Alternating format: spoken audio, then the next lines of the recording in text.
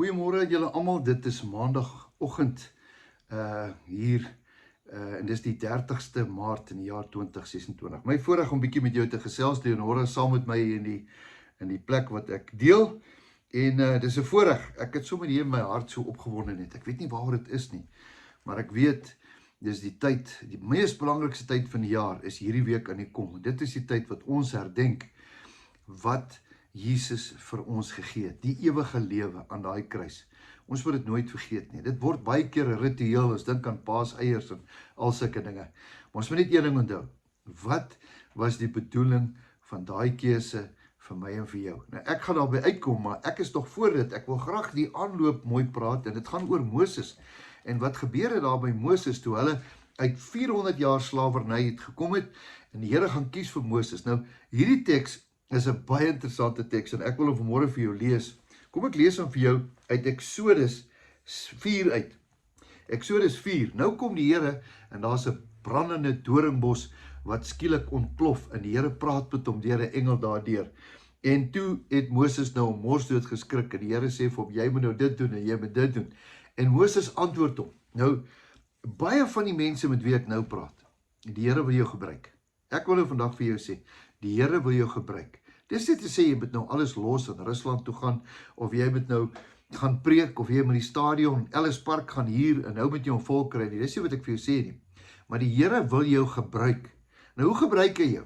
Hy gebruik deur sy gees, jou gees, sodat jy waarvan die hart van vol is kan uitloop. Baie mense kan goed praat, baie mense kan mooi sing, baie mense kan kos maak, baie mense het wonderlike gawes wat hulle het.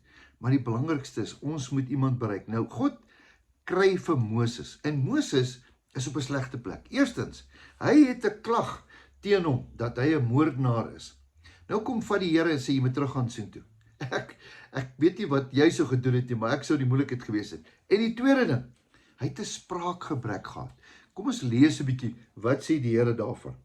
In Eksodus 4 vers 10 sê Moses aan die Here, ag Here, ken jy daai woord? Ag Here, het jy nie ook al die woord gebruik nie? Ag Here, ek is nie 'n man van woorde nie. Hoekom nie? Want hy het 'n spraakgebrek gehad. Hy het gehakkel. Here, ek is nie 'n man van woorde nie. Van gister of tot eergister. En van dit u met die knegg gespreek het nie. Interessant, hy noem hom nog self 'n knegg ook. Jy weet, almal was mos 'n slawe daai tyd. Want ek is swaar van mond en swaar van tong. En ek sê, Here, ek hakkel. Here, u moet 'n sin vir humor hê.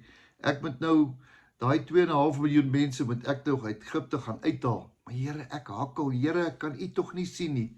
Dink jy nou die Here het 'n sin vir humor? En die Here antwoord hom. Hoor 'n bietjie wat sy verskoning. Hy het 'n geldige verskoning gehad. En die Here antwoord hom. Wie het die mens se mond gemaak? Hallo, is jy met my, Moses?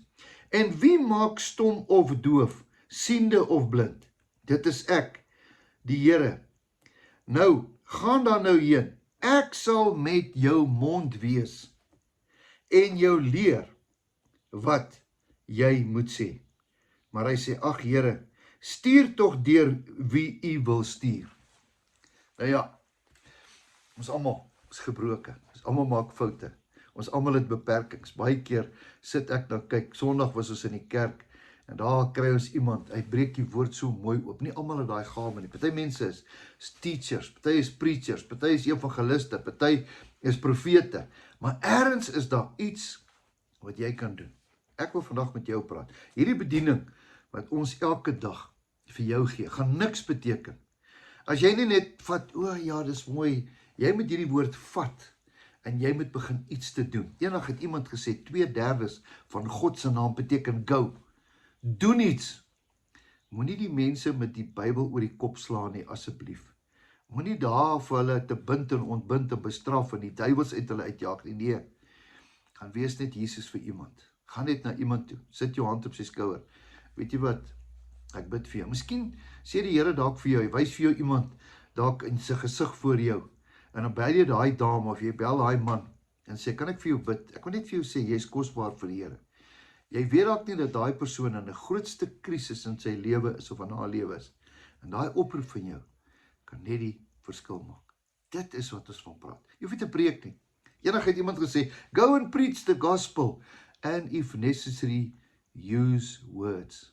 Jou grootste preek is jou lewe, jou liefde, waarvan die hart van vol is, kom net by jou mond uit. Gaan doen dit vandag. As jy daar in Checkers of in Pick n Pay staan, en iemand staan langs jou, sê net vir my, jy lyk goed vandag. Jy sal ook nooit weet, wie daai persoon sy dag gaan maak nie. Kan ek vir jou bid vandag?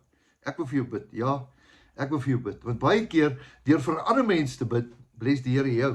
Is dit nie? Nou vanmôre wag ek ook vir 'n blessing. Dankie Here vir 'n nuwe dag, dankie vir 'n nuwe geleentheid. Dankie dat ons hierdie week, Here, kan vier wat U vir ons gedoen het aan daai kruis. Here, bo menslik groot, het U geweet, U gaan op daai kruis 'n wrede dood sterf. Here, daai tyd het U al besef, teen Vrydag, Here, gaan daar verskriklike goed gebeur. Hierdie mense gaan my verskeur, hulle gaan my vermoor. Maar U het vir my in gedagte gehad. Dankie daarvoor. Dankie Jesus, dat U dit vir my gedoen het. Here, ek seën hierdie persoon vandag, in die wonderlike naam van Jesus Christus. Amen. Mag jy 'n wonderlike geseënde dag hê. Mag jy weet, jy is baie kosbaar vir die Here. So lief het hy jou gehad, dat hy daai hele hemel gelos het, aarde toe gekom het, gesterf het, want hy het jou en my in gedagte gehad. Onthou, jou beste lê voor. Totsiens tot 'n volgende keer.